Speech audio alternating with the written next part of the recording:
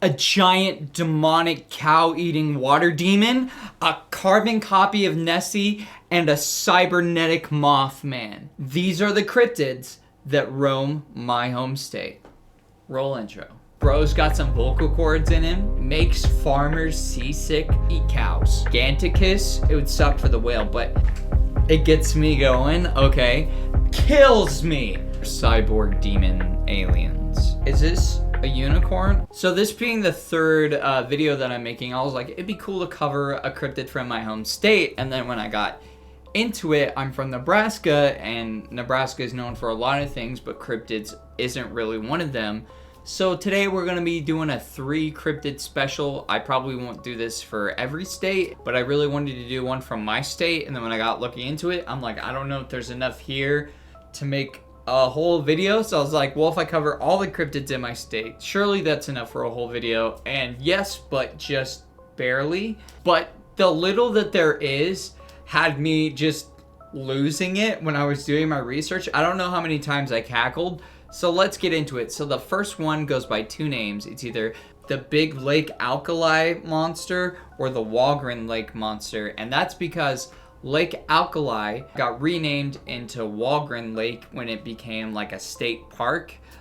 So thanks, Nebraska government, for just changing the name of a lake and therefore changing the name of a cryptid. How dare you? But let's just get into our first account of this monster. So the earliest account and the most famous one is by a local man named J.A. Johnson.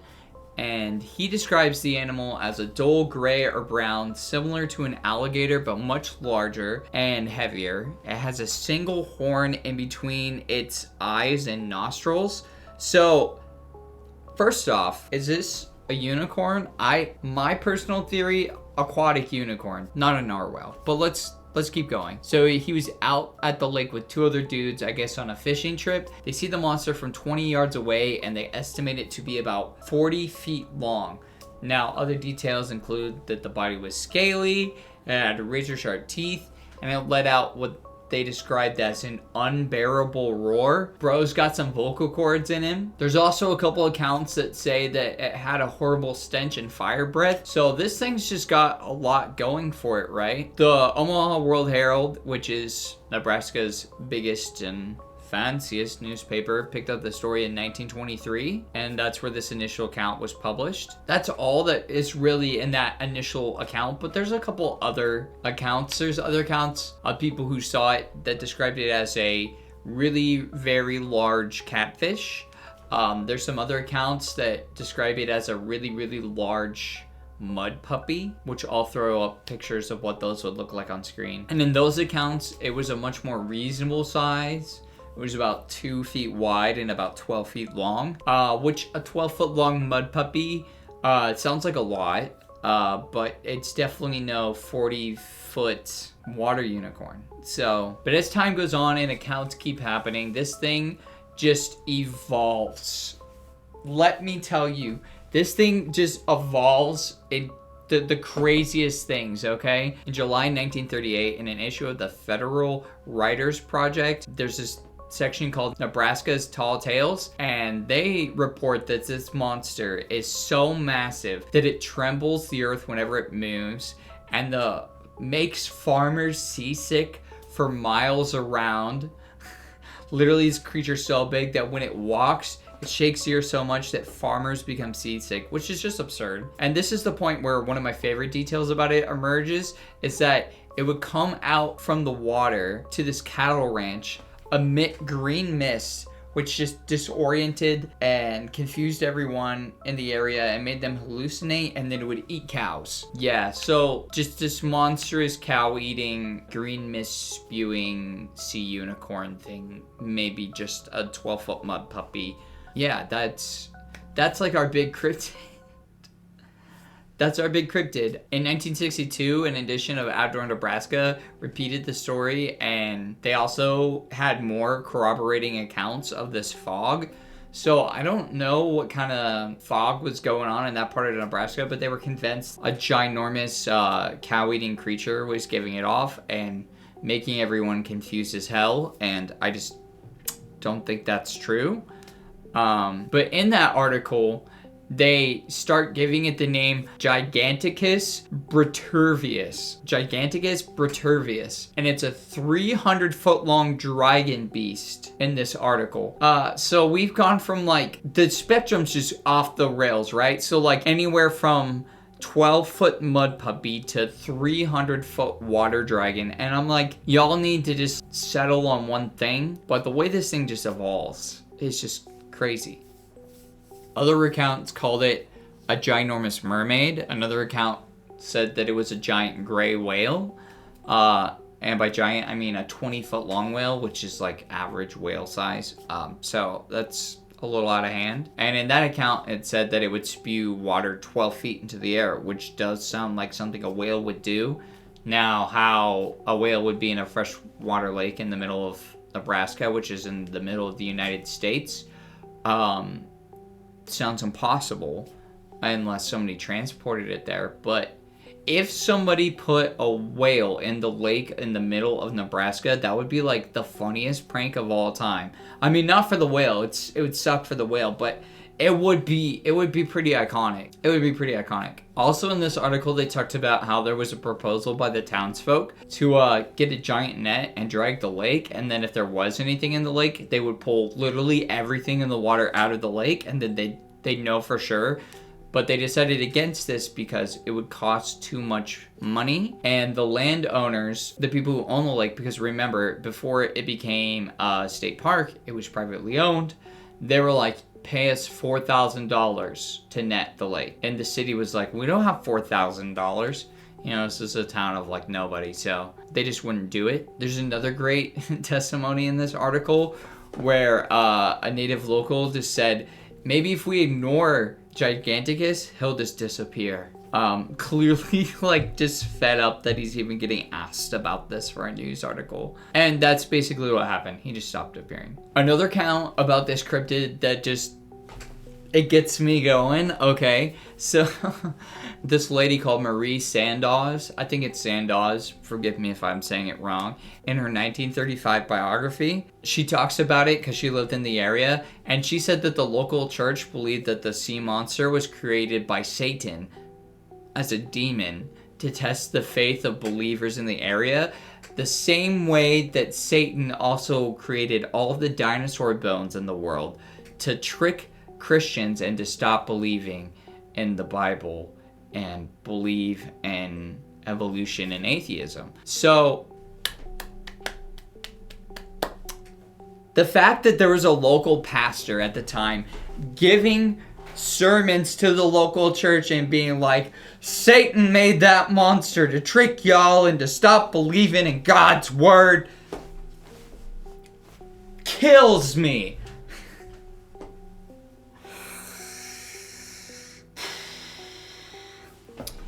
The funny thing is, I feel like if an account happened like this today, there would be a pastor who would say something like this today. The amount of things that current Christians blame on the devil and demons when it's just like a normal thing that's happening is just astounding. But go off. And it said that the final eyewitness sighting was in 1985. So it's been nearly 40 years since anyone has been brave enough to claim that they saw this thing. And that's quite a while. So I don't think it's around anymore. First I was tempted to try to drive out here, but then I realized it's like a 7-hour drive because Nebraska is so wide and it wasn't worth it to me. But at the height of this story, it got picked up all the way over in London by the London Times. And this cryptid, at the height of its popularity back when the first reports were coming out, its reports made it all the way to London. But who was the guy writing these reports? Well, he's the reason why everyone's pretty for sure that this was just a hoax from the get-go. And this guy's name is John G. Mayer. And this guy apparently was Nebraska's king of hoaxes back in the 1920s, 1930s. Absolute legend. Let's just get into the things he did. Okay, one thing is he created a fake petrified man out of concrete and he buried it and then had archaeologists dig it up near Chadron when they were going to do an archaeological dig anyway. Paid them off to say that it was real, and then it toured the United States.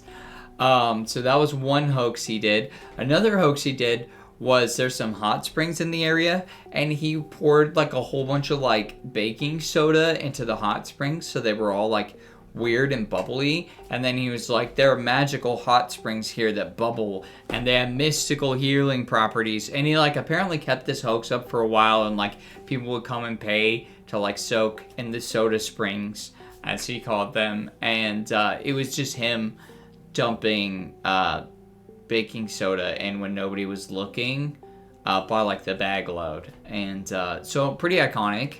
And his most notable hoax and lie was he said that the British Navy sailed up the Missouri River to exact revenge and was killing people, which big if true, but I really don't think it's true.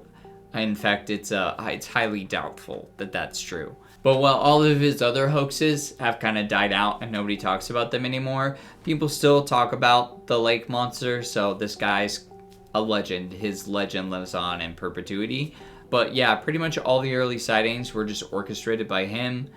And the later sightings, though, they could be anything. But most of the later sightings, it went to extremes. It was either the 12-foot mud puppy or the 300-foot dragon that spewed mist and ate cows. So, I mean, I am inclined to believe maybe there was like a abnormally large like alligator or something in this lake, and an alligator in Nebraska would be really weird, but maybe like it got away from like some rich weirdo who just like had an alligator and brought it to Nebraska, and then it got away and was like just living in a lake, and maybe it just had like a weird lump on its head or something that they thought was a horn. Like, I'm not saying that that's impossible, that there could be like an alligator in Nebraska that ate a bunch of cows in like the early 1900s. Like, that is totally feasible, but this thing just got so blown out of proportion.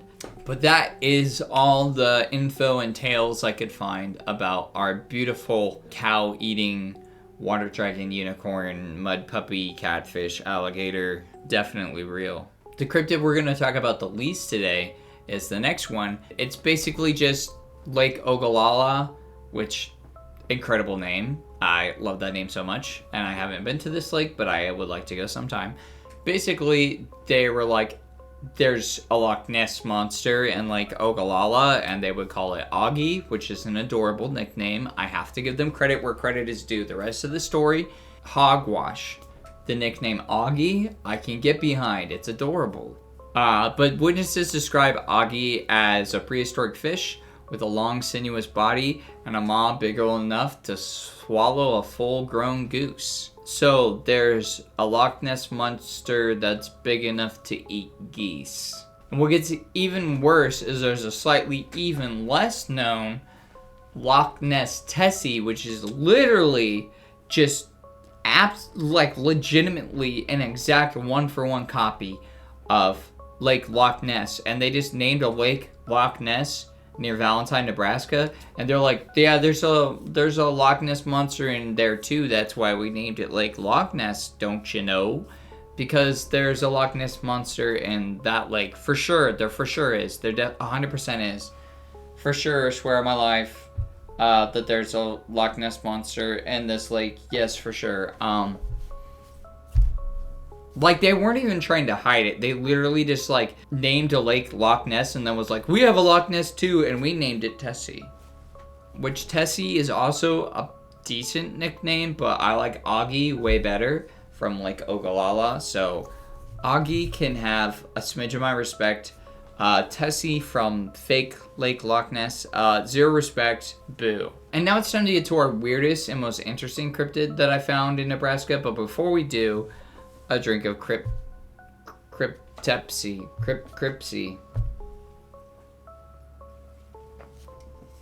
That's some good Crypsy. Anyways, now let's get into what I'm dubbing Cybernetic Mothman. On a late evening in 1956, Mr. Hanks, which is a pseudonym by the way, was traveling down a rural lane near Falls City, Nebraska, when this absolute monster comes flying over his head. The creature he described had 15-foot long metallic wings, and they were covered in multicolored lights, which sounds badass. I want that. It's also said that the wings appeared rigid. They didn't flap, but somehow were allowing him to fly. And that he had a control panel strapped to his chest that you could blatantly tell it was kind of a control panel for its wings, right? But that's not the weirdest part. The weirdest part is the description of the creature's face. That he said it was a twisted, leathery, demonic face, and the creature was about 9 feet tall, 15-foot wingspan, and it just flies over him and then disappears. Many people are trying to make sense of what he saw that night. Some people were like, it's some guy who just made a flying machine, and to hide his identity, he was wearing a weird mask. Which, mind you, this was in the 1950s. Things like jetpacks and solo flights without an actual plane just weren't really a thing yet. But it isn't impossible that this was some sort of like weird crackpot inventor or government experiment of some kind. Famous supernatural investigator John Keel, which also did things like Mothman investigations, he said that it might be some sort of hyperdimensional or extraterrestrial being. So some people are like some sort of like alien tourist who was just flying around seeing what Nebraska had to offer, which isn't much. You go to where the cities are, we have a lot. You go to like anywhere else outside of the Omaha metro area and it's literally pretty much just corn or trees or cows. Not that exciting. I would like to note that there are also other accounts of encounters with similar things in other places in the United States, like in 1948. Bernice Zakowski from Chehalis, Washington. Why are all the names always so hard? Also claimed to have witnessed a man gliding above her house in a pair of giant unmoving metallic wings. So maybe the same guy. Granted, that was 8 years earlier, but you know, he could have improved on his design in 8 years and got a cool mask, you know. There's also another account that year. People in Longview, Washington reported 3 men in weird metallic flying suits. There's also, I saw mentioned, a really weird account in 1880 of New Yorkers in Coney Island saying that they saw a weird man flying with bat wings and frog legs, a demonic face. So maybe it's that bat-winged, frog-legged man, and he got cybernetic wings. You know, upgrades, people, upgrades. More than likely with this one, I think it's either A, it was a plane that was way higher up in the sky, and just he mistaked it somehow. Like he just kind of missaw. Like maybe there's a plane with a bunch of lights on it flying really high up, and he just thought it was much closer to him and mistaked it for this. Maybe it was somebody in a flying suit. Maybe he was hallucinating, which I think is a rational possibility, that he was in some like impaired state of mind and just imagined what he saw. Or maybe there really are cyborg demon aliens flying around and there's no escape. I can't even say that seriously. But I ask you this, which is more likely?